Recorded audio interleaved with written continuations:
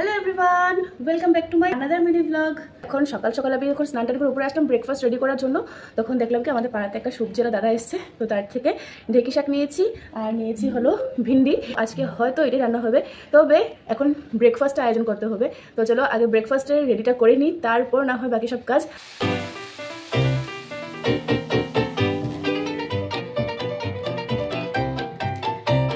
Breakfast ready করার পর কিচেনটা একটু নোংরা হয়ে গেছে, ওটা আমি ক্লিন করে নিয়েছি এখানে।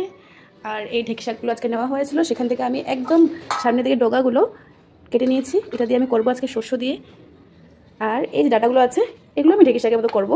এখানে ডাটা কাটতে গিয়ে দেখলাম ডাটা তো অনেকগুলো আছে, তাই আধাটা আমি রেখে দেবো, কালকে রান্না করবো আর আধাটা এখন রান্না করবো। ফাইনালি ব্রেকফাস্ট হয়েছে।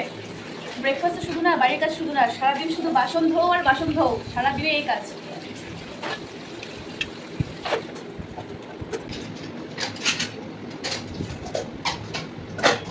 বিরাট আমাকে একটা ঝাটকা দিয়ে দিয়েছে। ব্রেকফাস্ট যখন করতে এসেছিল তখন আমাকে বলেছে ও নিকি আজকে দুপুরে রান্নার জন্য মাংস নিয়ে এসেছে।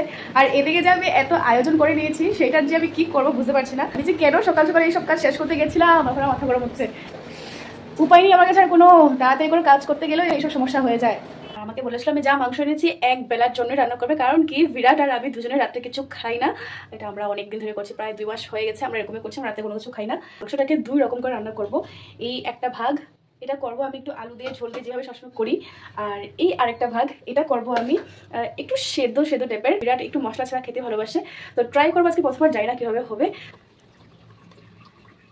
তারপর এই যে কেনারে আমি জল দিয়েছি, সেই জলের মধ্যে আমি কয়েক টুকরো আলু দিয়ে দেবো 3টে শুকনো মরিচ, একটা টমেটো যেটা আমি টুকরো টুকরো করে নিয়েছি, একটা গোটা পেঁয়াজ যেটা আমি টুকরো করে নিয়েছি, আর কয়েক টুকরো রসুন। সব কিছুতে হালকা একটু নুন মিশিয়ে দেব। এবার ঢাকনা দিয়ে দিলাম। A few moments later. এখন এই যে এগুলো আছে, এগুলোকে আমি ভালো করে ম্যাশ করে নেব। এখানে সবগুলো ভালো করে ম্যাশ করে নিয়েছি, এগুলোকে এবার দিয়ে দেব এই কড়াইতে। আর এখানে স্বাদের জন্য আমি দেব গোলমরিচের গুঁড়ো, হালকা একটু নুন, হালকা একটু জিরের গুঁড়ো। ব্যাস এটাকে ভালো করে নাড়িয়ে চাড়িয়ে দিয়ে 10 মিনিটের মতো আমি রেখে দেব লো ফ্লেমে। আমার চিকেনটা পুরোপুরি রেডি। আর এখন আমি দিয়ে দেবো নাগা ধনেপাতা, যেটা আমার কিচেনে তো ছিল না, তবে আবার ছাদ বাগানে ছিল, সেখানে গিয়ে আমি এখন নিয়ে এসেছি। আমার কিন্তু এখন দুটোটা চিকেন রান্না করা হয়ে গেছে। এটা হলো ফাইনাল লুক, এমন হয়েছে দেখতে। আর এটাই তো 2টা চিকেন রান্না করতে করতে আমি হাঁপিয়ে গেছি, একটু জল খেয়ে নিই। এখানে আমার ভাত হয়ে গেছে, সকালে যেটা বানিয়েছিলাম সেটা একটু গরম করে রেখে দিয়েছি। ঢেঁকি শাক ভাজা হয়ে গেছে, চটরিটা এখনো কমপ্লিট হয়নি, একটু হয়েছে।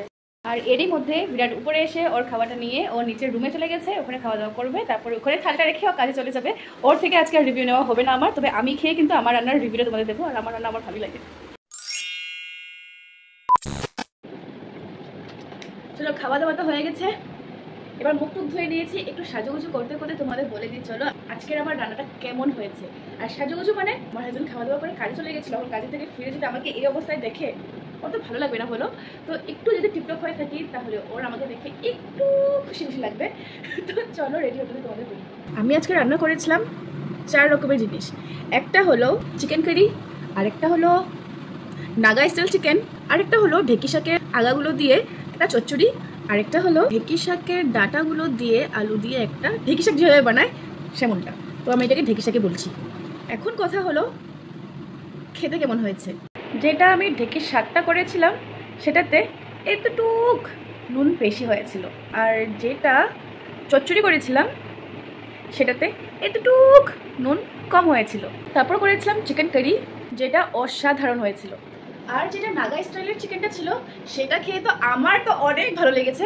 আর আমার হাজবেন্ড বলেছে এটা কিন্তু সু আরেকবার তুমি বানাবে, অনেক ভালো হয়েছে। অনেক মানে ফাটাফাটি।